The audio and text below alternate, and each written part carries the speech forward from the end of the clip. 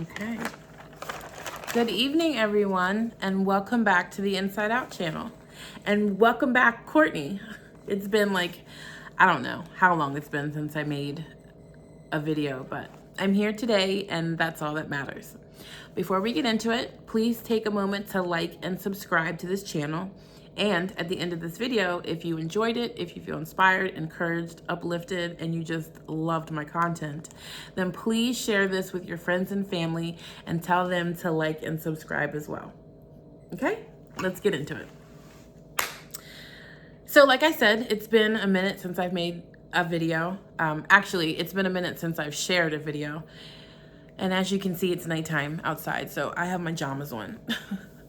I do like to get dressed up a little bit, but I didn't want to take the time. I got off work and I knew I wanted to make this video, so I had to do it comfortably. And I'm actually doing this on a different side than I typically do, so all of this feels very new, but in a good way. So thank you for watching me in my home in my pajamas. I might put a little more effort into how I look next time, but I'm still cute though. Okay, so it's been a minute since I've made a video.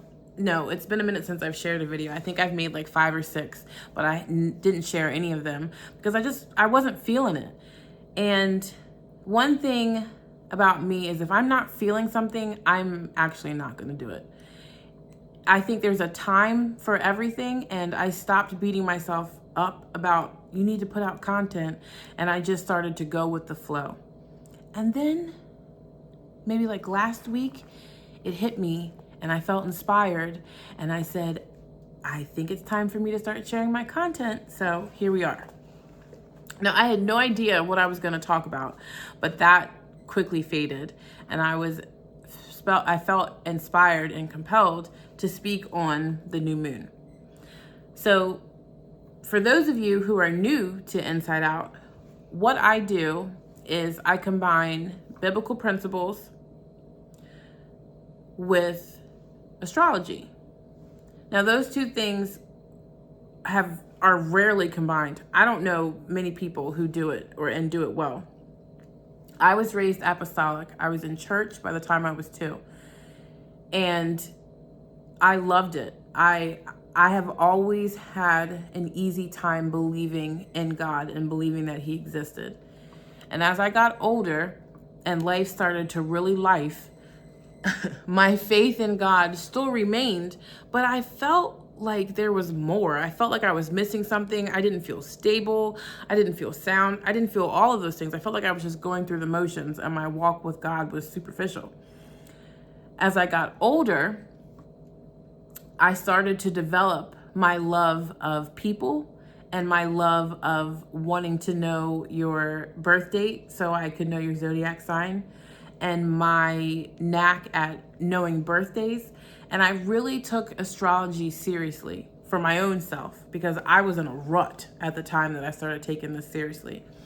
And what I found was that the principles taught in astrology combined with the things that I learned in my upbringing in church, when put together, it made me feel secure, and it made what I learned all those years make sense. It gave me answers to questions that no one else seemed to have.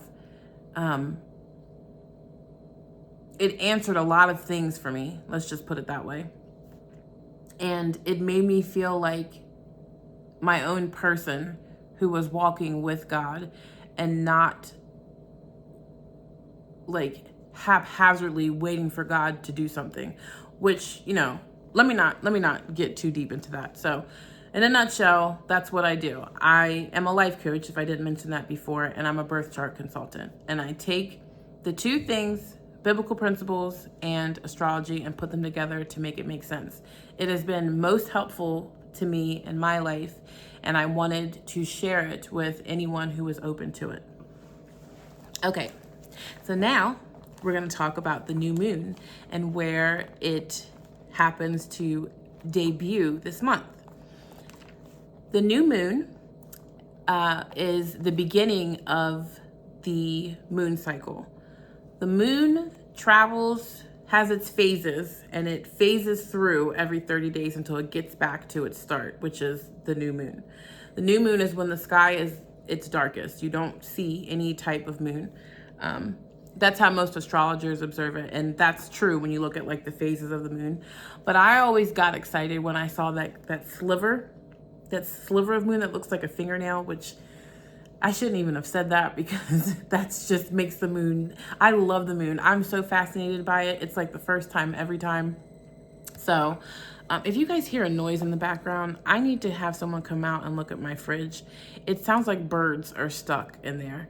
And I don't know what it is or why it is, but I'm sorry for it. I'm going to try and speak louder so you don't hear it, and hope that you don't hear it, because I'm not trying to record this again. This is like take 2. Not really. This is like take 4. Okay, so where was I? I was talking about the new moon. Me getting excited about the sliver. So I was like, okay, well, most astrologers, they really talk about the moon when it's new and it's black. So I kind of felt lost and unsure, like, well, how should I go about this? But I stumbled upon a website, and it talked about the new moon and how it was observed through time. This is something that civilization, since from the beginning, they've always observed, which makes sense because they didn't have like all the technologies that we have now, which drown out all the natural cool things that keep us regulated and moving, and they paid attention to the important things. So fun fact is that the Hebrews, they observed the new moon, and what they did was appointed messengers to keep watch of the sky.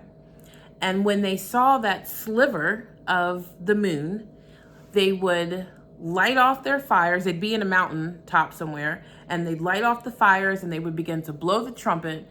And that signified to the entire country that we are starting a new month, because look, the sliver of moon is in the sky. Also, fun fact, the word month in Hebrew means new moon, I believe. So they literally associated the new moon with a new month, and then named it so that, I guess, you always remember, okay, new moon, new month. So long story short, the new moon it's very important. I think it's very important to understand seasons and cycles, and to know that everything has a season, everything has a cycle. What goes around actually comes around, and everything moves secular. I don't know if I said that right, but y'all know what I'm trying to say. Now, the new moon begins anew in a different sign every month, and it doesn't happen haphazardly. It happens in order. This new moon is brought to you by Virgo because the sun is in Virgo, which means that we are in Virgo season. And with a new moon cycle or a new season, I like to associate the themes of the sign that the moon is new in with how I am, or what I'm focusing on for those next 30 days until the moon starts over in a new astrological sign, and then that brings a new set of themes. Now, I know everyone knows a Virgo in their life. Most people know a Virgo. If you don't, then some famous Virgos would be Dave Chappelle is a Virgo, and Beyonce is a Virgo. I can't think of any other ones off the top of my head, but there are a lot of famous Virgos. And I have to tell you that I've never met a Virgo that wasn't successful at something. Virgos are represented by the Virgin, and they are ruled by the planet Mercury. Now, I know to some this may sound like I'm talking gibberish, but I hope to make it make sense in a way that's very easy for everyone to understand. Every astrological sign, and there's 12 of them, is ruled by a planet. Each planet has a set of energies that inspire or shape that particular sign. Some planets rule multiple signs. Virgo is one of them, or Mercury is one of them, excuse me. Mercury rules Gemini and it rules Virgo. Mercury is associated with communication and quickness of thought, among other things. I'm just trying to keep this short for this video. Virgo is very different than Gemini in that one of the differences is that Gemini is an air sign and Virgo is an earth sign. Earth is tangible. If I went outside right now, I could hug a tree, I could grab the dirt, the literal earth, I could pull up grass, I can touch the earth. Some characteristics that are associated with Virgo, the main ones that jump to my brain immediately are structure, organization, regimens, routines, things that ensure success. Now, side note, I have two Virgos that I consider very close to me. I'm very close with. And although the two of them know of each other, they don't know each other, but they are both very organized, very structured, and have routines. Even if it seems like they're totally chaotic or whatever, their lives have a natural regimen to it that makes these two of the most successful people in my life. And I don't know if they know it, but I enjoy watching them work because there's an art to being a Virgo. And like I said, I don't know any Virgo that hasn't mastered their art. So I say all that to say, and I didn't want to ramble, but I say all that to say that when the moon is new in Virgo, the themes associated with that are going to be themes centered around structure and routines. Without structure in our lives, then the thing that it is that you are trying to succeed at, it's only going to be a version of what it could be. Virgo-ness adds that extra finesse to what it is that you're doing. Try and do something without a routine and see how you show up every time. And then try and do that same thing with a routine for 1 week and then see how you show up. There is a stark difference between someone who has a routine and someone who doesn't. And from someone who is starting to appreciate the art of having a routine, I'm telling you, it's a total game changer. So I found this quote and I wanted to share it with you guys. The quote reads this: Virgo represents the need of all life to have a systematic approach to the concerns for existence. That was good. So for the next 30 days, what I would like to do is explore topics that relate to structure and routine. I'm also gonna talk about things, people, places associated with September. I'm gonna dive a little bit into Virgo and the effect that Mercury has. I'm just gonna have some fun with it while holding fast to the importance of having structure and routine in life. I kept that short and sweet because I think my battery power is at 6% and I didn't want to have this cut out on me. So, one more thing. What is very interesting about this new moon cycle is that Mercury has been retrograde since August 23rd. Now remember, I said Mercury ruled over Virgo as well as Gemini, but we're not in Gemini season, so that doesn't matter right now. When a planet is in retrograde, it means that it appears to be moving backward. We have a lot of planets in retrograde right now. Mercury is one that I'm sure most of you have heard of. When a planet goes retrograde, not only does it appear to be moving backward, but it either brings the energy inward and like you're just stopped, or I feel like it's moving it backward. I always, when I hear something's going retrograde, I always hear this sound. Like it's like, like, you know how if you like the 80s movies when you like unplug a computer or like a robot and it just like lost its power. That's what I think of when I think of something is going retrograde. But when it stations direct, that sound then turns into it powers back up.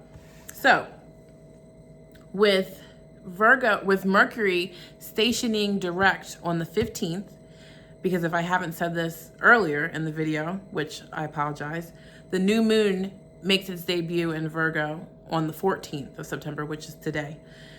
Tomorrow is the 15th, which is when Mercury stations direct, which means that it turns back on. So if the planet that rules Virgo has been dormant or powered off for the last 3 weeks, some of you may have found it hard to get things done. It's a time of review, and it's a time of reflection, or it's a time to revisit certain things. But once it's turned back on, and then under the energy of the new season of the new moon, we then have the momentum needed to take the things that we want to construct or put structure to and actually do it. The energy is working with us and not against us, or doesn't have it turned down. Even though there's a bunch of other planets retrograde right now, when Mercury goes direct, I feel like because it's the fastest, it makes all the other mud that we're trying to get through a little easier to do so. So now is the time, not tomorrow, not yesterday, not 6 days ahead. Whenever you see this, now is the time to start to incorporate structure into your life, because Virgo, nobody does it like a Virgo when it comes to structure and organization and getting things done. And I know if you are like me, when I do something, I don't want to just do it. I want it to have that extra je ne sais quoi, that extra boop to it. Which is so interesting because the Virgo sign is a literal M, and then it goes bloop. Fun fact, I truly believe that Virgos are just Scorpios with their legs crossed. I'm always like a Virgo. And Virgo is also associated with the 6th house, and we'll probably get into that in the next video. So I'm rambling now, but I appreciate you guys taking the time to listen to my video. Again, remember to like, share, and subscribe. And yeah, this should be a fun couple of 30 days, and I'm looking forward to it. We're gonna have fun with this. So again, thank you for watching me in my pajamas. Next time I might be a little more cute for y'all. I hope you all have a wonderful evening, a wonderful new 30-day season, and happy new moon in Virgo. Thanks again. Bye.